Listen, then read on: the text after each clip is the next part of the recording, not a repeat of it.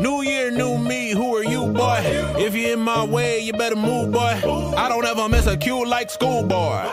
Ain't no telling what I'ma do, boy. Ha, ha, ha, ha. I bet you thought you had me figured out, but nah, nah, nah, nah, nah. I'm way too unpredictable.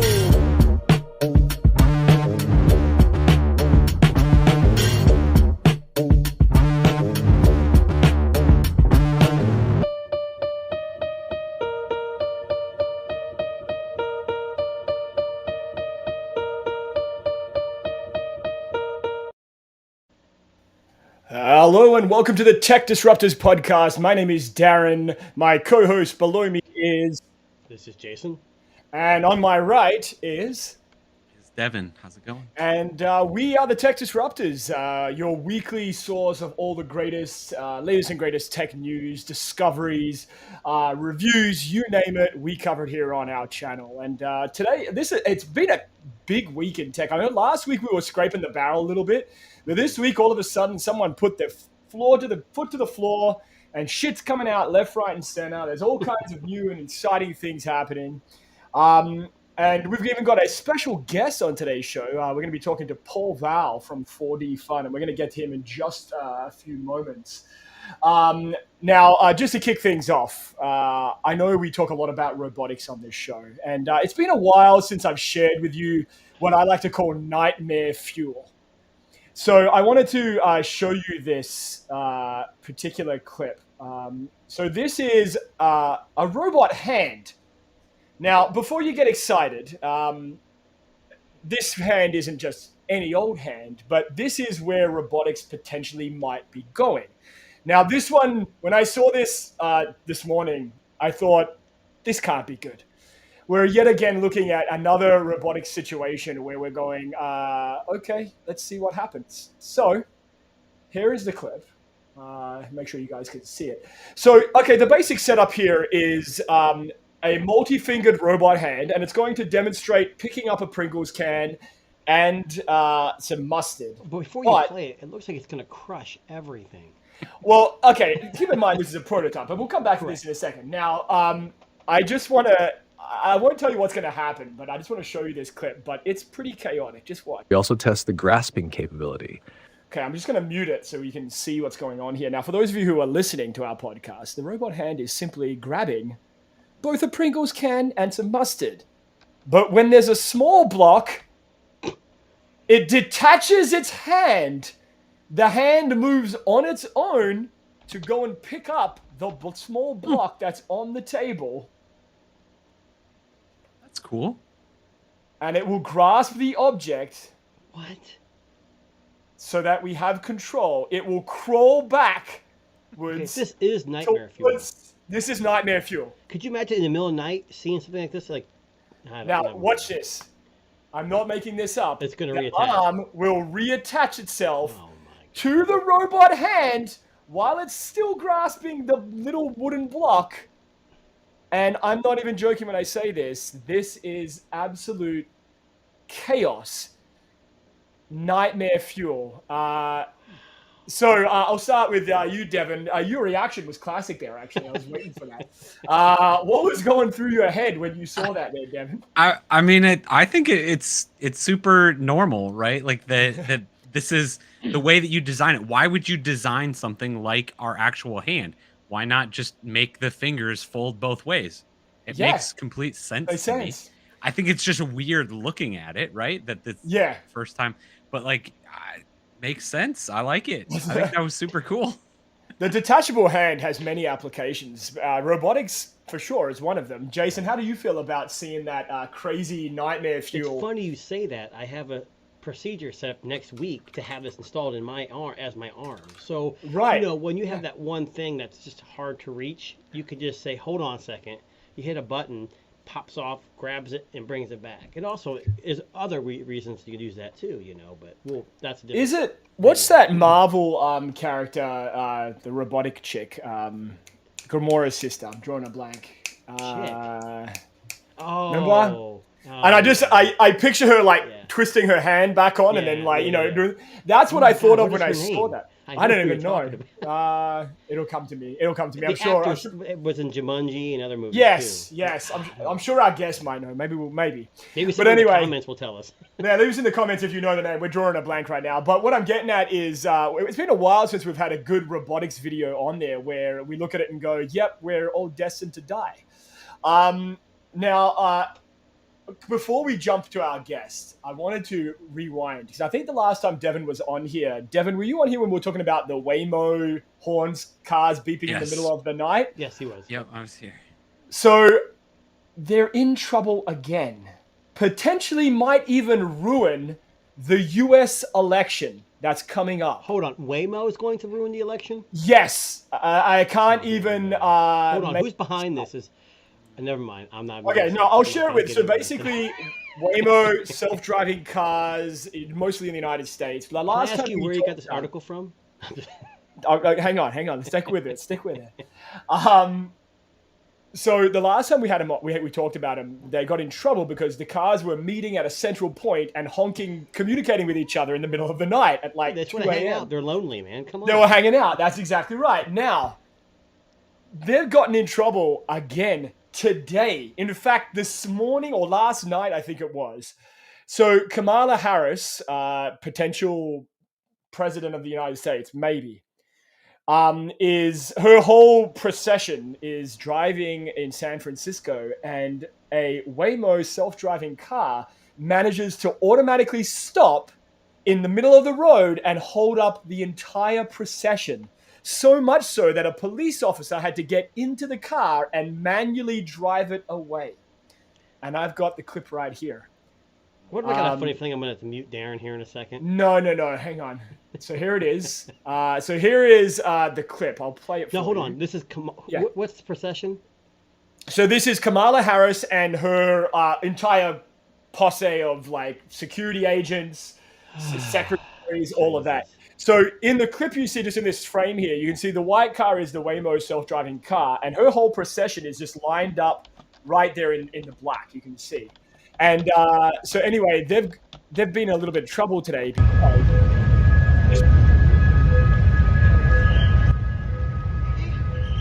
So they're trying to drive around her. It's holding up literally 3 lanes of traffic. And what appears to be a rail, I'm assuming like is it safe to say that we know which way Waymo is voting? Yes, it was seriously. So anyway, so you see the police officer here, basically talking to, I'm assuming the Waymo people. It didn't, it got stuck. But its hazard lights are on, so something must have happened. I don't know what. I mean, at least its hazard lights are on. It's probably just a coincidence, I would imagine. You think a coincidence? No, Waymo is what? A coincidence. One specific They're one of the person. few companies doing this taxi, the driverless taxi, right?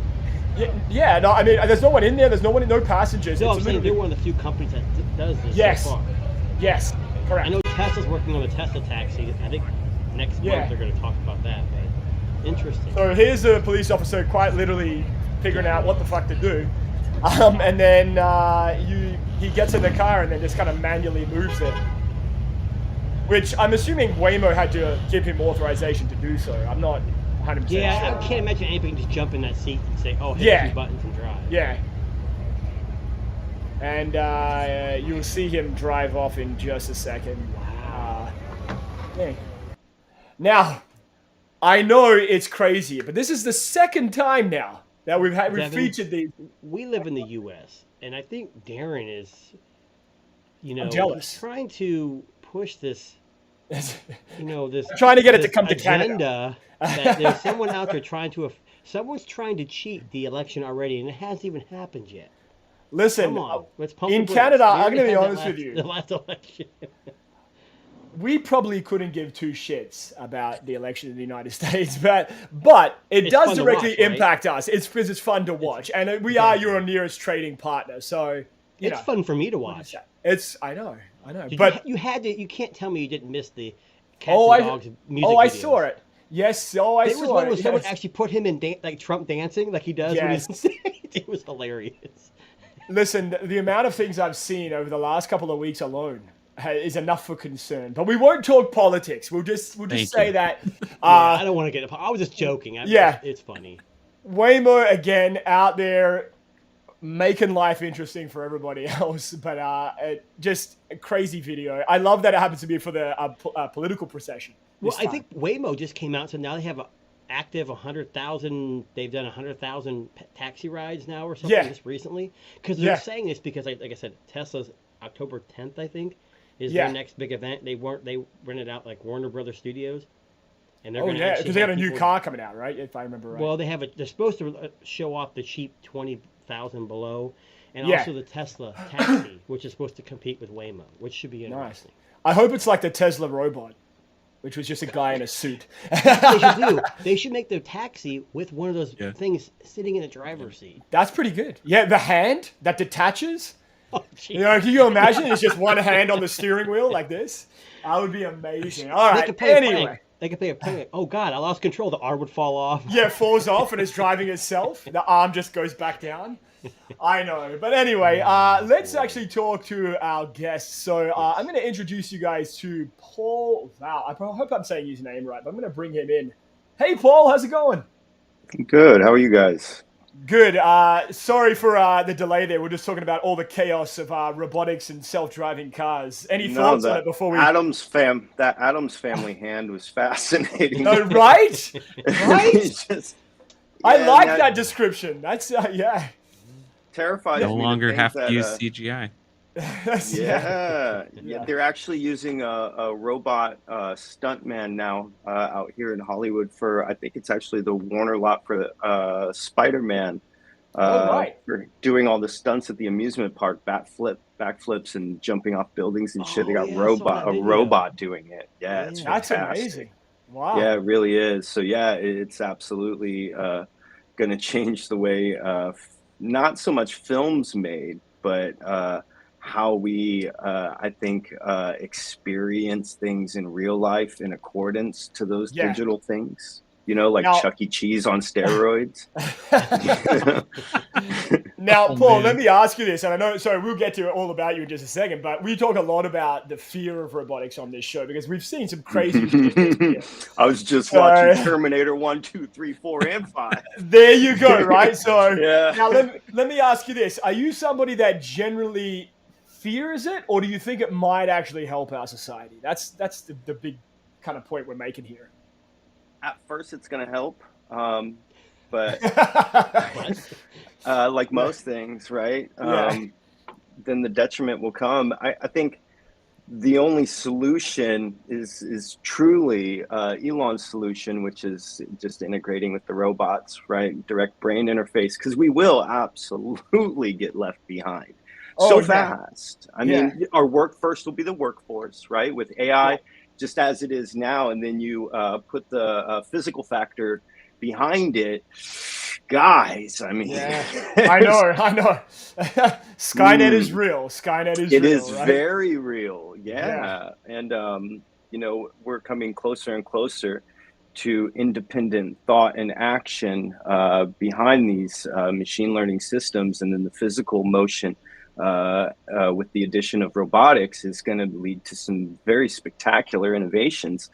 But, what are we going to do when we all get so fucking lazy? No one's even folding their laundry. Oh, exactly. Thank you. That's the problem, right? We'll get. I know you're here for. It is a problem. No, but it's funny you talk about being lazy. So me and Darren just recently got EVs. He's got the Subaru Solterra, and I got the EV or the Tesla Model 3, the new one.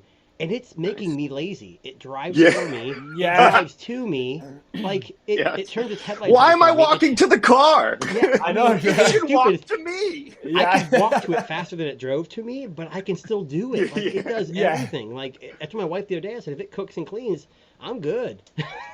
If you're in, like, Las Vegas or in Dubai or some shit like that where it's a million degrees, it is very convenient to have it just turn on the air conditioning, drive right up to you, so you don't have to walk with your bags or some shit like that. Yeah.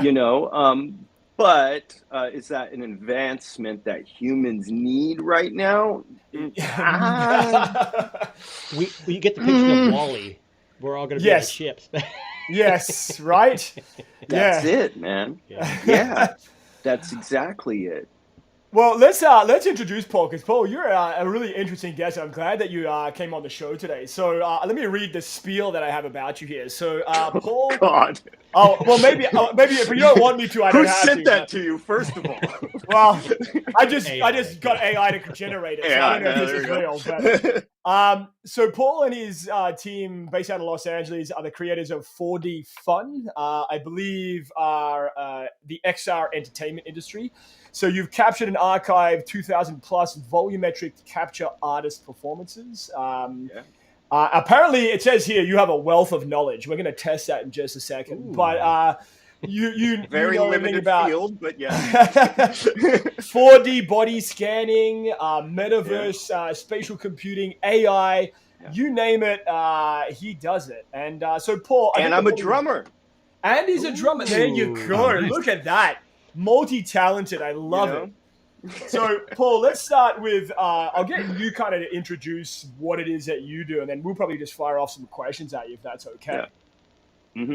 Well, I started my life off as a musician, and not just an aspiring one. I accomplished it to a degree of personal satisfaction, but then it bailed immediately because there was no exit strategy. Right? Fair. Yeah, I found myself stuck on tour for the rest of my life.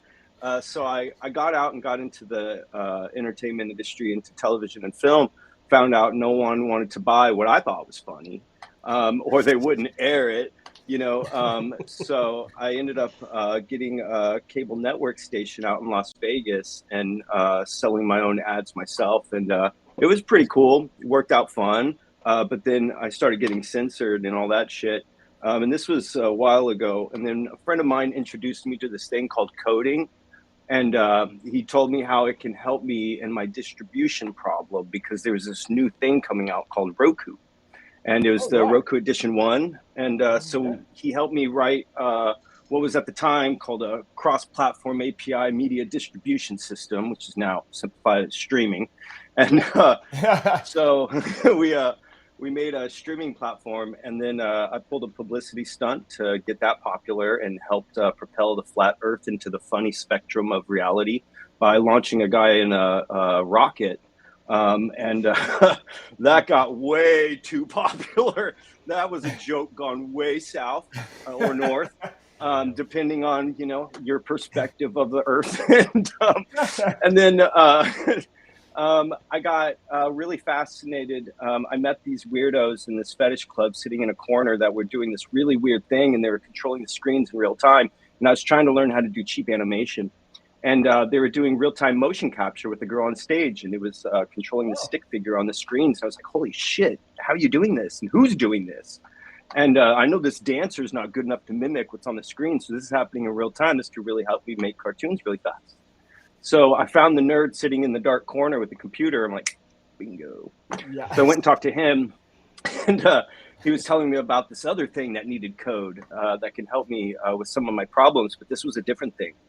He showed me something that blew my fucking mind, and I've never, to this day, it just changed me forever.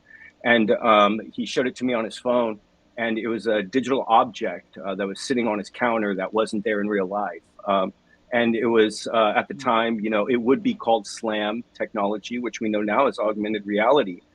So I got a really, really advanced insight as to something spectacular that's coming as far as visualization of data. And other stuff, and that really, as someone who thought I was like building the future of this, cross-platform API, other words, shit, I quickly realized that, holy shit, television's going to die. We're going to enter a new dimension of content. So I better figure this out. So I called my friend in Detroit, Matt, and I'm like, hey, Matt, how the fuck is he doing this, dude? He put a pig on my fucking counter. And I sent him the video, and he's like, dude, if you want to get into some shit like that, we're going to have to really take a different approach. I'm like, what do you mean? He goes, well, you're going to have to learn Unity. I was like, can you do that on a Mac? He goes, you can only do it on a Mac. On a Mac, yeah. I was like, well, fucking great. What the fuck's Unity? And I was a music producer and film editor, so I understood programs real well. So immediately I just got really fucking immersed in this, lost 2 years of my life, gave up my streaming play, gave up my music career, lost it, fucking everything, and just bashed my face on the wall and learned how to do this thing. Then I started working with Magic Leap, and Magic Leap was the first introduction of what's actually, possible. And I built this really rad go-kart ride where we had the device talk to the because most devices run off an accelerometer that define its position or rotation and stuff like that. So when you have that on a moving platform, you have a big problem with definitions. You can't shoot fireballs out of your hands and shit. Yeah. So we made the Magic Leap talk to the go-kart. So then when you collide with things, it can make it go faster, like a mushroom, shit like that. Yeah. So I got featured on the BBC for it. It was wild. And then I realized I was building a war toy, quickly got out of that. And then got into volumetric filming because I didn't want everything to be a cartoon. And I wanted to bring music into a monetized ecosystem that was new. So I learned about blockchain, found ways to further secure the intellectual property and build a distribution system for this new form of entertainment, which is fourth dimensional. Yeah. And I hope that was quick enough. Yeah, no, and Paul, we love this story because this is stuff that we hear all the time, is that people who maybe traditionally not really tech people, they see something, they experience something, and then they're changed forever. And, we've talked about this in the past where, there's just like those defining moments, as we all love tech here and we're all really invested in tech, but you see something or experience something and you can't unsee it, right? You become obsessed with it. And it's funny that you say that because I remember, I think it might have been one of my very first Samsung smartphones where they had that feature where you could project, a non 3D object onto a countertop or like have it pop over your shoulder or something like that. Yeah. And I remember seeing that and going, fuck, like how? Yeah. Like how is this happening? So I actually have a couple of a video here. I know you just shared one with me here too, and I'll see if I can. Yeah, that's that go-kart I was telling you about. I was perfect. On the BBC for you mentioned that.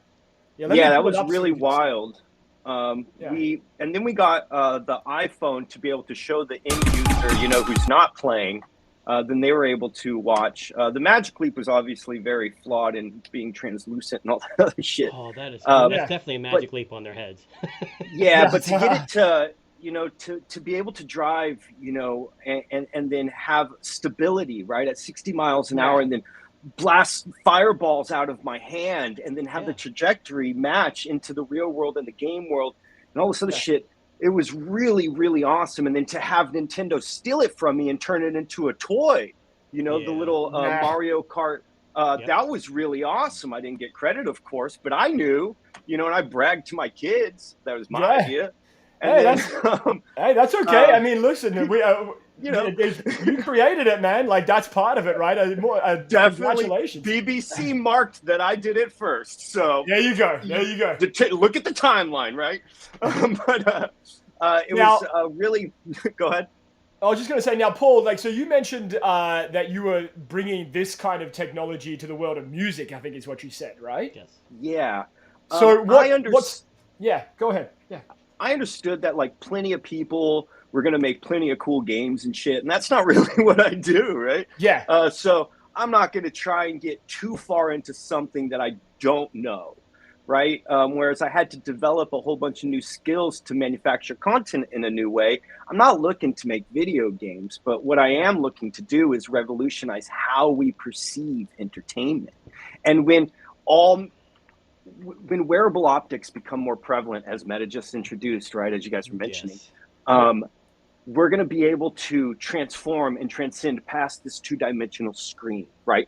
I use my Apple Vision Pro as much as my head will let me before I get a headache. I use my Meta Quest all the time, and I used to use Magic Leap all the time before, and so on and so on. But so I understand the idea of spatial computing, the absence of screens. TVs are going to be gone. These computers are going to be gone, but then what does that mean? Is everything going to be a fucking cartoon because everything's motion captured? And, and I'm like, that's lame. My friends aren't going to want to do that. Yeah. And I know a lot of musicians, a lot of really cool ones who, want to get into the game industry because Travis Scott, look at the profound effect it had on his career. And on Epic Games as well. they made like $2 billion they will account for in like a fucking week. I mean, just massive. So, but, Ozzy, they did Ozfest in Decentraland, and it was so fucking lame. I mean, beyond lame. And it's because it's all just so stupid. So I understood immediately when I saw that pig on the counter. I'm like, but can it be real? And at first it was no. So I started playing with single sensor intake to, get like this much of a fucking person. And then after a while, we got multi-sensor intakes and things like that. And we were able to get not just hyper realistic renderings of people, but I mean, real to life people. And they stand right here, right? So the need for that is so profound to me, simply because all content, as we know, is going to have a shelf life, and it's going to be known to our kids as 2Ds, right? We don't watch 2Ds. It's fucking lame. So, what happens to musicians, what happens to artists, what happens to creators, what happens to public speakers, what happens to all this information that we've put on the internet? I'm part of the, MySpace generation, where our first social media was MySpace. And I put all kinds of cool crap on there because I was a touring drummer. I was doing all kinds of cool shit, and it's gone. Yeah. Right? It just doesn't fucking exist now. Thank God. But at the same time, I like to brag about some of that shit, in a more fashionable way. But it taught me a very valuable lesson. All these things, when I gave up my Spotify account and I lost all of my music, right? When I 4 years or 6 years ago decided, fucking iPhone, I'm going to get an Android and be lame for a couple months. I threw my iPhone at the wall, and then I didn't own any of my music. Yeah. Right. So I'm like, well, fuck me. I don't have Apple Music. I don't have Spotify. Okay, fuck. So, and then I look at what happened to the film and television industry here in Hollywood, where now 50% of productions are shut down, and Paramount's literally the whole studio shut down. The film industry is dead. 75% of content consumed is user-generated content. The video game industry makes more than television, film, and music combined annually. But you can't, as an artist, get yourself in there and monetize within that ecosystem. Roblox itself makes more than the entirety of the music business, right? And it's because the monetized system. Yeah, Roblox has had some music, Eminem, I think, and and it's cheesy, but it works. But the problem with that is no one's really benefiting but Roblox. Yeah. Right. Yeah. And that's a big problem, and that's a lack of interoperable data exchange. That's a lack of proper ability for an artist to take a stance in the discussion when they walk to the table. Like, you go to Roblox and be like, or they approach you and go, we want you to perform. Well, they're going to do 100% of the fucking work. Yeah. Right. And they're going to put up all the money to do it. So they own it. They're going to pay you a bag up front. Like, this is why Travis Scott sued over his performance in Fortnite, where, that he should be suing his managers, not Epic Games. Yeah. But the fact is, he had no legs to stand on because he couldn't bring a thumb drive with himself going, here's my performance. Yeah. I want this. So right? Plus, I want royalties, residuals. I want my fair share. So, Paul, is the end game to create these artists in 4D and then license them to these games and companies that want to use their image? Is that the kind of play? As a company, our main goal is to build an interoperable data exchange system, which we've already built. So all of the assets loaded in, can actually be defined with ownership. But then the question is, okay, say I take this, volumetric data and I own it. Well, how do I play it somewhere else? Yeah. So we had to build a standardized player, if you will, that is an SDK going out on Unity, where all, developers and so on can just plug it into their system, and they have access to the all the data we've created, and much more musicians to come. So we wanted to introduce it by putting out multiple applications instead of focusing on a single one. So we right now we got 4 applications out on market, but all serving the same content, just in different ways and different forms. We have a chat application where people can chat together. We have this one is Scenes XR, where it's just the music player, which this is what you could bring into your own game, your own production, your own mobile application, your own whatever. Then the end user has their music with them. You know what I mean? Oh. So when they own it, they own it. And then created wallet connectivity to facilitate this, meaning we had to simplify the process because 12-year-olds don't have a MetaMask, right? Yeah. So we had to make an easy solution for a one-click wallet creation, so where the user doesn't even know they're creating a wallet, but then there becomes the objective of facilitating a smart contract execution. Well, that takes crypto. 12-year-olds don't have crypto. So we had to build a method where you can create a wallet using like your Apple ID, your Apple login. So then now you can use Apple Pay to facilitate the transaction, and then it just sends off and does that in the back, and then now you can facilitate the execution of the smart contract and then own it, and then your wallet is actually attached to your Apple ID. Yeah. So I'm just going to pass it over because I know that these guys have probably got a couple of questions. So I'll start with you, Devin. Devin, any questions? Because I know you're a big computing guy, so I know this might be right down your alley there. Any questions or thoughts? I mean, honestly, this is so cool. I'm a huge music fan too, so I love that you're focusing on that and bringing in other types of media, because I think this is truly a format that's going to just take over the whole world, not just gaming. And there's a lot of opportunity outside of that. So I guess one of the biggest things that I'm wondering is, what do you see the actual market for consumers to be taking this? Is it going to be something like the Apple Vision Pro? Is it going to be a headset?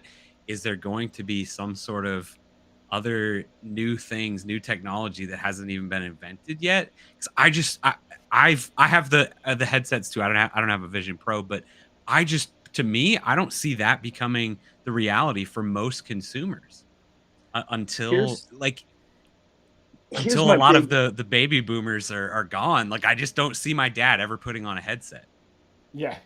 You'd actually be surprised. The older generation was the first adopters of VR devices, but right now we have over 30% teenage adoption. Okay, with the release of the Quest 3S, bringing it to $300 over Christmas, we're going to be over 50% teenage user adoption, right? Then it's just a stone's throw away from critical mass. Now, what we need to look at when we think about the adoption of these wearable optics, such as Vision Pro, Meta, HTC has some no one cares about, and so on, right? Is the adoption rate. And then let's compare it to the adoption rate of the internet. Then let's compare it to the adoption rate of, let's say, the iPhone, right? How long it took from the release to hit critical mass. Right now, the adoption rate of wearable optics is 3 times faster than the adoption rate of the internet and the iPhone. So think of how fast that took over our lives, right? There was a moment where we had both hands, where it wasn't always bound to this godforsaken thing, but we're about to get that hand freed up with these devices that are getting released. You got to understand, I don't know how old you guys are, but my birthday is actually tomorrow, and I'm going to be 42. Happy birthday! Okay, so I was thanks, and I was raised. I got my internet on a disc in the mail, right, for the first time, right. And luckily, my mom, she was very heavy into computers. She worked for a weather manufacturing company, so she got me into. I made my first website on GeoCities. If any of you know what that is, I know how this guy right here. Right, all right. Heartland Ranch, right? I remember that shit. So it's like, it was very interesting watching the internet evolve, and then, watching social media evolve out of it, and so on and so on. And then watching how much it consumes our lives now and how prevalent it has become. So it's absolutely absurd to say that that future isn't defined, right? Because it is defined, and it's defined by these. But then let's take your question further. What really fucks me up about Zuckerberg's announcement yesterday, okay, or however many days ago. Sorry, I live my life in a blur sometimes. So I've been a futurist, so to speak, not by my own proclamation, but thanks, but just by, the insight that I had a long time ago, by that pig on my counter.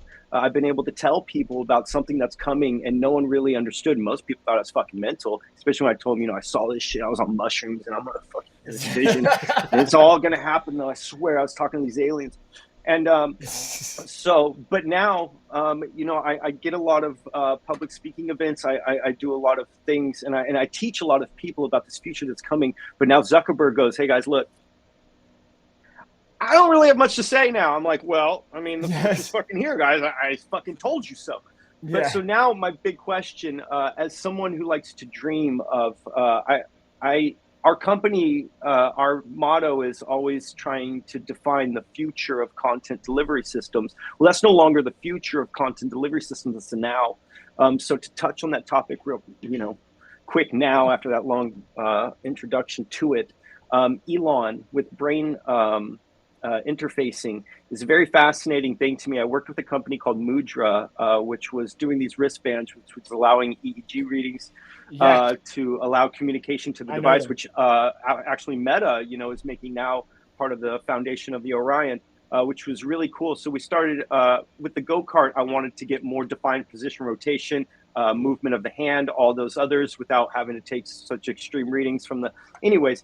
So I knew then that, you know, exterior readings are possible, but Elon went into the brain and he's taking readings directly from it, right? Okay, so, I mean, the next step is signal back, right? Yeah. I mean, that's just fucking logical. So then, okay, let's take that walk now. Now, how does that affect content, right? How do you put a vision into someone? How do you create that vision to put into someone? What data do you need? You know, it's going to be AI. You know, so what training data do we need on humans? On what? And is it an expression that we need to make in real life, or can we literally type it out and it just goes into the, like, it's fascinating to me to think about that, because we've seen some creepy movies about that too. And they all seem to be starring Arnold fucking Schwarzenegger, and he was in California. So now I'm like going down this rabbit hole, and I'm like 4 a.m. It's going to be a weird future, you know? I'll throw it over to Jason. Jason, I know you're probably, you're a big music fan too. Yeah, I think it's interesting. When you came on, I wasn't, I mean, I looked at some of the stuff Darren had sent me, and it looks like more specifically the XR. So you have artists who are coming to you, I suppose, and are recording whatever they're doing. So when it comes to the content that I have a Quest 3, so let's say I downloaded the app, used it, is it like Apple Music or YouTube Music, or you buy that song and then you can have it and they can perform it live for you, you know, right there in your living room, on demand, crazy. Whenever you want. So that's what it is. That's what it is. Like that's so good, right? I know, I know. I hear that and go, wow. Right now, everything's free, and it will be for a while. Okay. Now, why are you making it free? Is that just to catch on and the next couple years? Oh, wow. Yeah. Okay.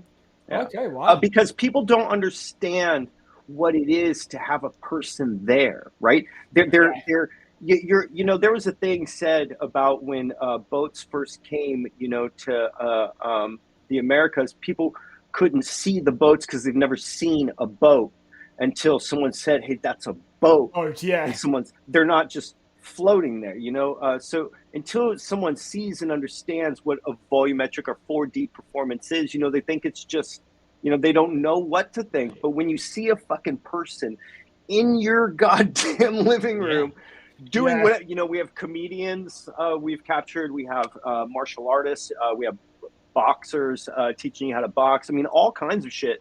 So there's a lot of use case for it. We also have a VR app where it's fully immersive, where you're in a concert with all your friends and they all join you, and, you know, all that other stuff. So a metaverse, for lack of a better phrase.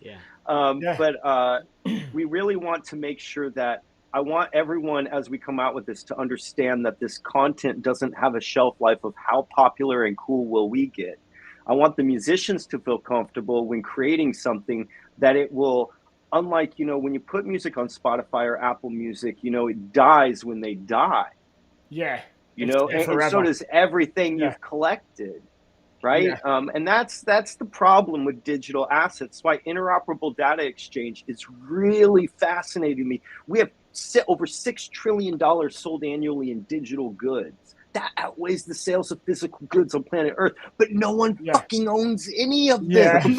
You're right. You're right. What the You're fuck? right. We pay monthly for streaming, and we don't own any of it. Yes. You know, technically. Yeah. So I came up. I'm 25 years old. Yes, of course. So I've got CDs and DVDs, and I don't want to get Good rid of on them you. because it's for me. Good It's on like you. I have certain groups I like, and I'm going to keep their CDs. But I own that. I can play it whenever I want. You know, play it streaming whenever service. you If want. I decide to stop paying, I'm going to listen to ads, or it's just over for me. You know. Yeah. And I don't, Or you I lose think- your phone and your login. Yeah, that's it. That's At least done. 3 days. Yeah. You know. Listen, Well, I I'm know only on my 25, so I shouldn't forget my password. well, I know on my Spotify account, I have my own playlist. I think I have like a generous 450 songs. There you go. That's a smart approach. Yeah. You can access from any point. Yeah, Yeah. that's a good approach. Yeah, but I'd be fucked if that disappeared because I don't remember. Like I just add them as I hear them, right? Like I have my Yeah. favorite artist, but I hear a song. All like, the that's music cool. you'd lose forever and you'd forget about until one Yeah. day you hear in some mall. You know what I mean? Yes. You're like, oh, fuck. Yeah. That's that song I've been thinking about. So it's like, there's this detriment to the knowledge we're about to lose in this evolution of content delivery systems. Yeah. All the data we've put as humans into YouTube, into Spotify, into everything that is our creation, our information that we have to the human existence, even if it's dumb. Yeah, I mean, it's even there. if it's the stupidest shit, that's your contribution. Congratulations, to whatever form, it's all gonna be fucking gone. Yeah. Well, listen, I'm going to be honest with you. We actually back up this podcast on a floppy disk. So, Yes! Yes! I'm just making Yes! sure it's there forever. Well, My God, yes, 5 right? 1/4, not 3.5. My 5 partner 1/4. Brian worked for South Park. He's my partner that's helped me start this company. He worked for South Park and Disney and a bunch of others. He was an animator, workflow solutions, make shit, stuff. And I asked him, I said, okay, man, so, we capture in terabytes, a second. Yeah. So we got like petabyte motherfucking drives, just, Nice. taking up all kinds of energy and making all kinds of noise and shit. And I asked him, I was like, okay, so, we got backup and then we got backup. Then we got these element drives, which is massive. I'm like, okay, so what if, hear me out, what if this all goes, all goes to shit. Yeah. then what? Yeah. It's like, do we got to, this is a lot Google of data. Drive. We like, yeah, do we got like, yeah, right? Yeah, fuck me. Yes. There's no plan for that. So he told me, he's like, oh no, we're going to use tape. I was like, Yeah. what are you old? And he's older than me, so I thought it was some like old dad joke. I'm like, fucking tape, you dork. I'm like, listen, man, this isn't 1950s Disney, bro. Get with the shit. We are a future tech company, man. Future, bro. Did you see that wall? There's like these signs, just like so. I'm like, but no. After explaining to me, tape is the only way. And working in a lot of recording studios, we had vaults up in the attics, and they were filled with old tapes from old musicians. And it was like, the fuck is this? Those are like legitimate masters. They're the only ones you can ever truly bring back. Wow. Even a hard drive, you put a hard drive and you cannot plug it in, just put it in a safety deposit box, hope the bank doesn't close down, go back and get it, and it could actually not fucking work. But yeah, well, that's it, right? Well, listen, Paul, we all love what you're doing. Now, I have 2 questions just really quickly. So, number 1, All right. most famous music artists you know off the top of your head, go. That I know personally? Yes, that you've met, that you have an ongoing friendship with. Outkast. I worked with them for a long time. Ooh, Nice. yeah, okay, nice. Impressive. And my second question is, Wait, all hold this on, is great, hold on. Paul. I'm only Oh. 25. I don't know who Outkast is. Oh, you don't know who Outkast is? Sorry, Jason. I'll explain Ain't to you nobody later on. dope as me, bro.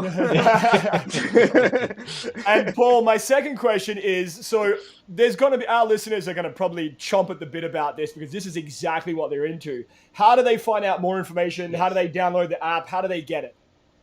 I would get on Vision Pro or MetaQuest, because you probably got one of those. No one has Vision Pro. And just download Scenes, spelt with a Z. Scenes. Yep, oh, right there on with the a screen. Z. Oh, okay. Absolutely. Yeah. We'll post it in the chat there too.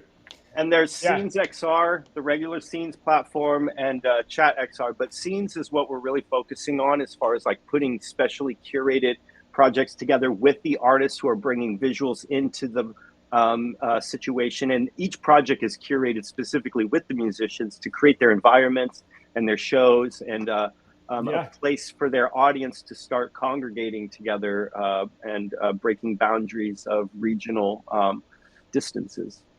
Well, listen, Paul, I want to say a big thank you for jumping on our show today. This is you've been amazing, buddy. I mean, we're gonna have to get you to come back another time because I feel like we're just. I can juggle too, so I could do a 5-minute bit on that. I've been. That's amazing. Get you to play some drums.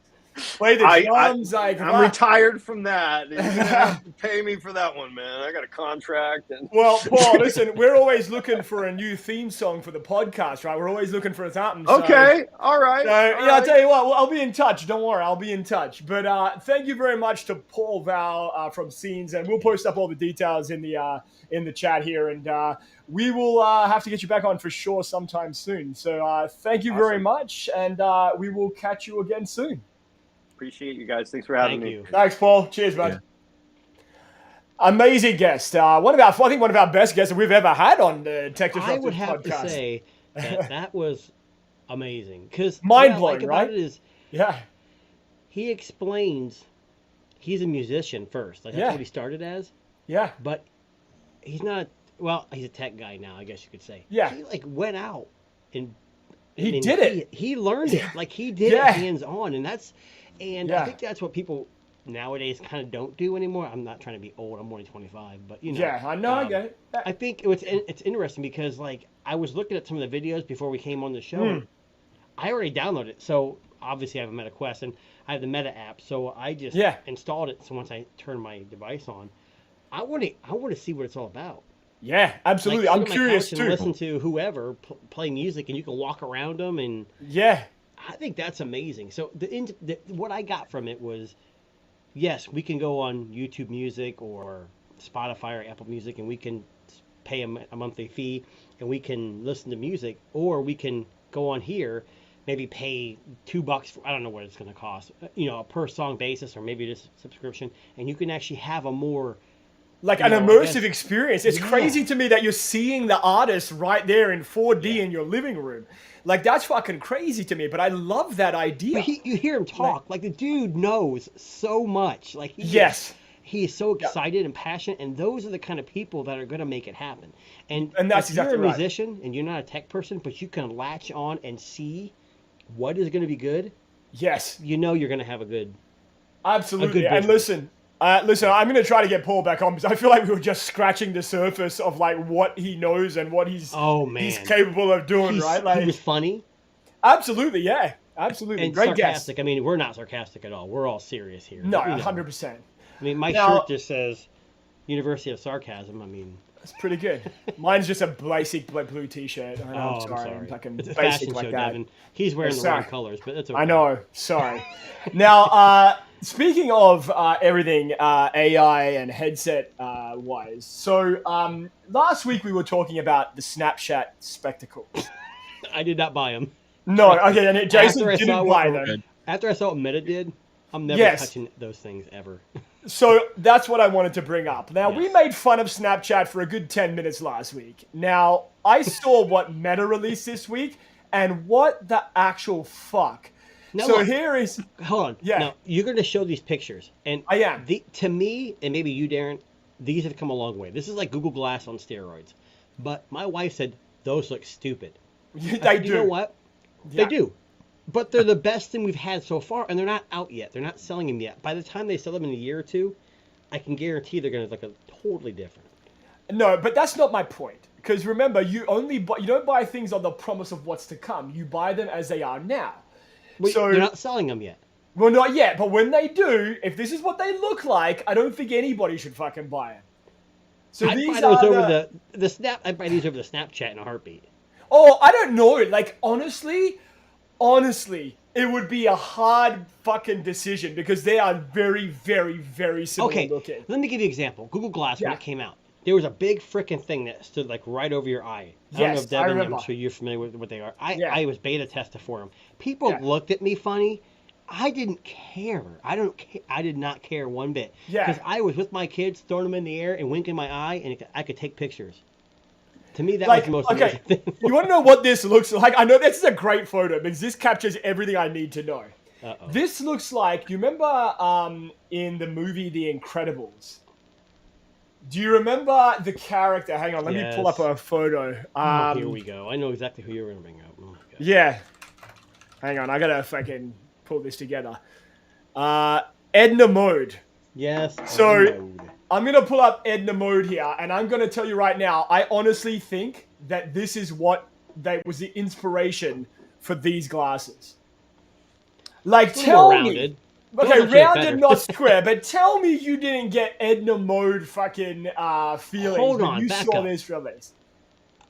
I'll be honest. I think these are a lot more advanced than anything I've seen so far, and I'm actually impressed with these. I don't think they're bad at all. But that's my impression. I have the Lenovo smart glasses, their version, the Legion smart glasses, whatever they're called. But those are just for video consumption. This is like AR. I understand that. Right. But if they can already do video consumption and those ones look pretty normal, at some point these have to get to a point where we go, okay, they look normal. These don't look normal. If you wear that down the street, you're going to fucking get looks. You're going to get Apple Vision Pro looks. Let's be honest.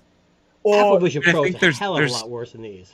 There's always going to be differences too, right? Like, some people are going to want these because of how thick they are. Because guess what? Because of how thick they are, they've got better battery life. This one will last 5 days instead of 1 day. Right? Yeah. You can probably have different frames that have different things on them. Do I need my battery frames today? No, let's reverse this. Let me rephrase this. We're tech people. So as a tech guy who's tested a handful of AR glasses, these are the closest I've seen to actual glass that look somewhat like glasses and have AR capabilities. You know, we talk about the Brilliant Labs. That's not AR. That's a little tiny little dot matrix monochrome screen that's in your eye. You can't. Yeah. I have prescription lenses, so this probably wouldn't work with mine either. But these have OLED, like what, projectors, and it's, if you listen to the live stream, it was pretty intense what they've got so far. Now the computing device is separate, which obviously it's not going to fit. What did they say? Early 2026? I can't remember. They said they're going to release. That's a long time to wait. That's okay. If it makes it thinner, I'm good. Here's the issue. Meta, and hear me out. I read an article about this, and you might, if you're an Apple fan, you might crucify me, but I believe that Facebook, Meta, whatever you want to call them, is more innovative than Apple is right now. 100%. Absolutely. Yeah, I mean, they're doing things. I mean, with the talks of an Apple Vision in AR, VR world. Yeah. I think like the Apple Vision Pro the second iteration was talked about a little bit this week as well. I didn't have that on the run, but I think you're going to see a very different type of product from Apple with the second iteration of the Vision Pro. This is what Apple wants to do, though, don't they? Yes. They want to get to this, and Meta's leaps, at least from what we know, leaps and bounds ahead. This is much more advanced than I would say the Vision. Okay, the Vision Pro probably has better screens, better cameras. Yeah. But it's also bulky. $3,500. We don't know the price of this. This looks more natural than a Vision VR, a Vision Pro. Yeah. To me. Yeah. Well, they were saying here that they've been able to keep it relatively lightweight because it comes with a required wireless puck that handles the processing and beams apps to the content of the device. So I think that's this thing here. But Apple does the same thing with the battery. Yeah. But it's wireless, and that I like. It's wireless, and that I like. Put in your pocket. Right? Yeah. But what's the battery life going to be like? That's the big question. I don't know, and that's the thing. I mean, if the glass is bad, if it doesn't have to process it on device, maybe the battery will be okay on the glasses. But what I mean by innovation is Meta not only released. Well, they didn't release this. They talked about the Quest 3S. Which is $299 starting, and it's pretty much the 3 minus a few things. Yeah. What people don't realize is, Apple does well. Obviously, in the U.S., they sell a ton of devices, but Samsung does well too. Not on their necessarily their flagships, but their mid-range to low-range devices. So, if you could get a mixed reality headset for $300 and be able to access a lot of the stuff like we just talked with Paul, it's crazy what you can do, and that's what I mean innovation. Innovation isn't just about making something that's charging $5,000 for it. Innovation is offering a lot of value for a good price as well, at least in my opinion. So this is going to be outrageous. If they release this today, it'd be $10,000. Oh, 100%. Yeah, Easily. it's going to be. Yeah, I mean, hopefully in the next year or so they can manage to find. We know Devin would buy 10 of them, but Yeah. us common folk can't do that, you know. No, I mean, Devin's going to actually buy us an early Christmas gift. Yeah, to send one absolutely. of those to You and us, you and but- Zuck, you guys are close, right?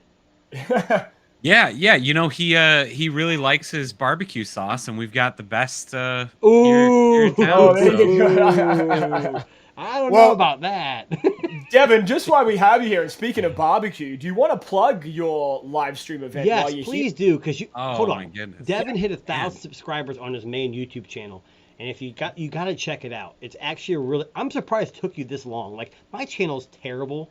I shouldn't say terrible. It's not as good, so it took me a little longer It's to get just there. as good. But yours is really good. Like you have good content, so Yeah. you need to plug your little. Yeah, go. Shit, Give us a plug, you're Devin. big. Here's your chance, buddy. Yes. I've been working on it now. I've done a lot of restructuring over the last like 2 years type of time frame. Yeah. Changing things up, and I really went hard in like June, July, really focused in, and so I'm doing a lot of PC build, really focusing in on like game streamers, people that stream to Twitch or YouTube or Kick or anything like that. How to get the best computers, build the best computers, pick the right components that you actually need. And yeah, so we finally hit 1,000 subscribers this last week. And to celebrate, we're going to be doing a 1,000 stream is what I'm planning on doing. Yeah. So we're going to be 1,000 days. and I'm just yeah, kidding. Yes, on. 1,000 We're days of coming up. streaming. hoping 24 to hours be a day. to 100,000 by the time we're done. But yeah, so we're gonna stream for 1,000 minutes. And I think what I'm gonna end up doing is probably just add an extra minute for every other subscriber that we get. Pretty good. Do that. Ooh, I like That's that. Because I unique. figure, like you know, that. if so, the plan right now is to start probably. I don't know if I'm gonna start at 6 a.m. or 8 a.m. I'm still debating because 5. it's going to be a Friday. So, you know, the kids still got to go to school. My wife still got to go to work. So there's going to be like between that, like 7 and 8 o'clock, I probably just wouldn't be on stream. Devin, can I make a suggestion just before you continue? Can you please Sorry, yeah. start it with you waking up and turning on the live stream and just fucking a day-to-day, like the That whole, would be awesome. right? Just Yeah. like, It's I'm like you're- always- I mean, that's What was that mostly one what guy? it's A day in the gonna life. be. He does like the daily. He has like a Pixel 8, 9 Pro. He's like, this is my average day. And he gets up, he grabs his phone. Like yeah. that would be. I mean, it'd be difficult being a live stream, but Yeah. But I mean, it's a go. Yeah, go ahead. Tell us more. Yeah, I mean that's basically what it's gonna be. It's gonna be an all day stream. We're gonna start by just smoking some pork butts or something and making some Yep. pulled pork. That's not a just sitting euphemism out for the on record. but only if you have. No, but sorry. Only, but only if you have like more mustardy barbecue sauce. Okay. I mean that's fine. I mean I've got a couple. It's I've not- got like 6 different barbecue sauces in the fridge right now, and I'm probably No. I gonna wonder buy what the drive another is from Ohio to 4 4 Louis. or 5. Yeah, Think about this pork. It sounds good. it does sound good. I'm Yeah. jealous. It's in You know it. how to What do day it is here, it? What you know. Friday are you picking? What October day? It is October 11th, so in 2 weeks. 2 weeks. Nice. So I'm Yeah. gonna call my boss, take the day off. I'm gonna You think your Tesla You're would more make than it, welcome. Ray Yeah. J? So I've just for pork. Just to I've put- also I've invited like 12 other people, people that have been on my YouTube channel, on live streams, all that different stuff to come over, hang out, celebrate, make the whole day a big celebration. We're gonna be doing our best to raise. So it's gonna be the 1,000 stream, right? We're gonna stream for 1,000 minutes. We're gonna attempt to raise $1,000 for the Extra Life charity benefiting Children's Miracle Network, and I'm attempting. I'm still working on it. I'm still working on everything. I'm doing my best to get $1,000 worth of stuff to give away too. Nice.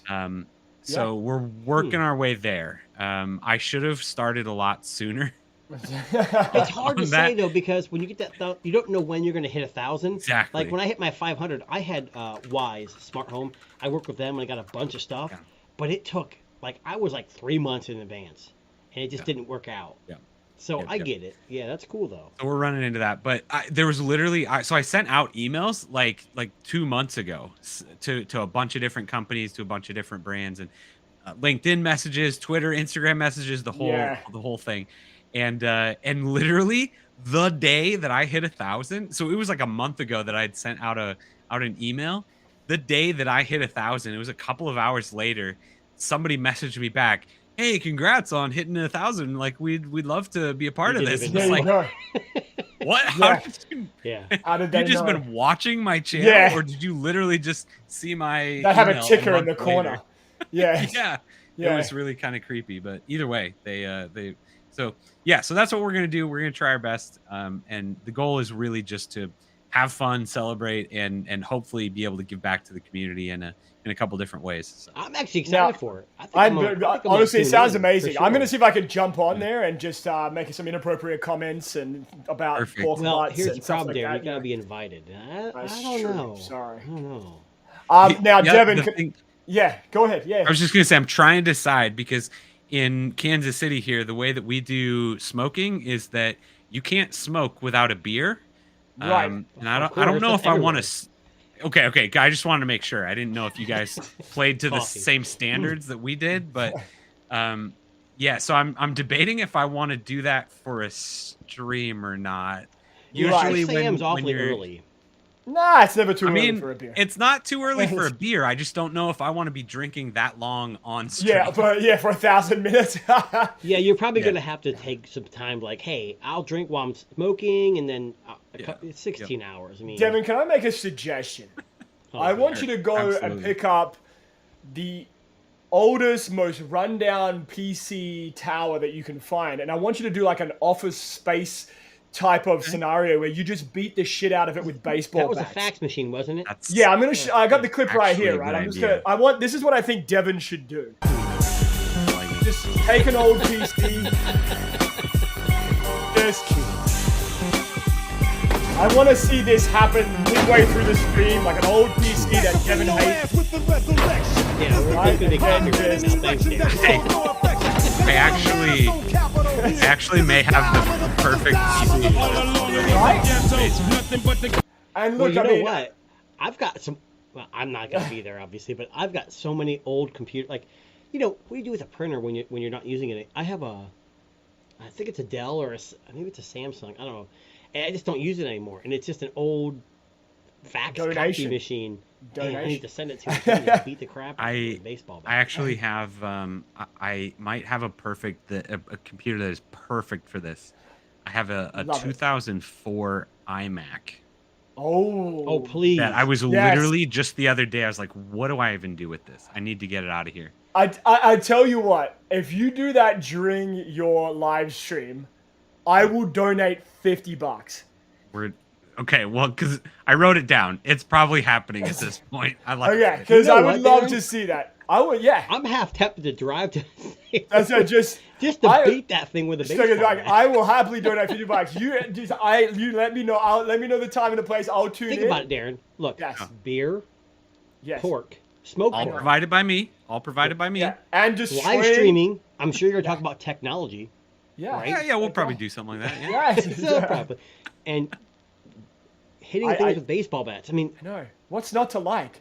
Hang it up like a Listen, pinata you and just- set it on fire. You dance hang around up the like a flames piñata. naked. That's all. I'm good. I'm good. Hang it Yep, up like yep. a pinata. Yeah. fuck Oh, blindfold the Yes. person. Oh Everyone my gets a chance. God. Yeah, Listen, yeah. I'm just giving you suggestions. I will happily donate, and I think Okay. everybody should. So if you're not following Devin Does Tech, check him out on YouTube. October 11th. Appreciate it. Yeah. And look, that actually brings us to the end of today's show. I know we've had a action-packed show. We had a run that was about 50 items long. Yeah, and we got me to and 2. Darren's runs are like super long this week, and we got to none of it. But it was worth it, and that's okay. And we can always talk about it. I'm just glad we talked about Devon's because I was going to bring it up, but we Thank got you. with We the did. guest, we got kind of Well- into that a little bit. So Big thanks to Paul for joining us on the Tech Disrupted podcast this week. And Devin, Jason, always a pleasure having you guys join us. And we will be back next week. We're on we didn't mention that we're on a little slightly different schedule moving forward. We're going to be trying to aim for Sunday afternoons. So if you the live question stream, is the time on Sundays. Yeah, so we don't, and we have our fans, our friends over at the NTP podcast. So I know we don't want to mess with those guys. So we might push to 5 o'clock on Sundays if that's all right with Jason and Devin. And, the problem is most here in the U.S. NFL's pretty big, and most of the games are. I would say most of the games are 4 or 5. I don't know. It's hard to say.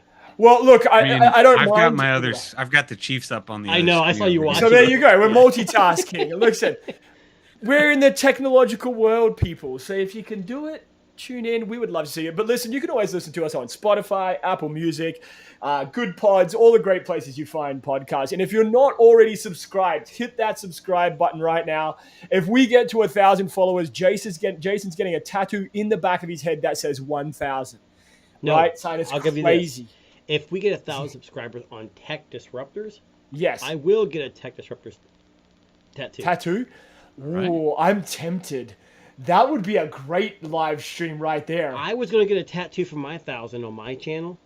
Yes. But I just lining up a tattoo person and I know. I got a guy contacted, and it was like 3 months before I hit 1,000, and like 6 months later I hit 1,000. I got back to me, he's like, "Who are you?" It was just too much. It was too much. So I'm like, you know what? I'm just not. Maybe we should tattoo ourselves. We just get each other, get our own gun, and just. Now I do have a buddy who's a tattoo guy. Okay. I don't know about Right? see. Well, I don't know if we're gonna be able to outdo 1,000 minutes of streaming, but at least we can try, right? So, on that note, do that in a heartbeat. I'd do that in a heartbeat. Yeah, honestly, I'd take a day off work for that, off my regular job. That's what we should do when Tech Disruptors hits 1,000 subs. Yes, we do 1,000. That's not a bad idea. That would be a good idea, but there has to be a live tattoo. And I think that was. Well, we have people come in and join us as it goes on. I mean, I'm gonna get mine on my butt, so it's gonna be a little awkward. You have to blur some things, but we'll have some editing happening there. All right. Anyway, on that note, hit that subscribe button. Follow us on X and all the other places you find great podcasts, and we will catch you.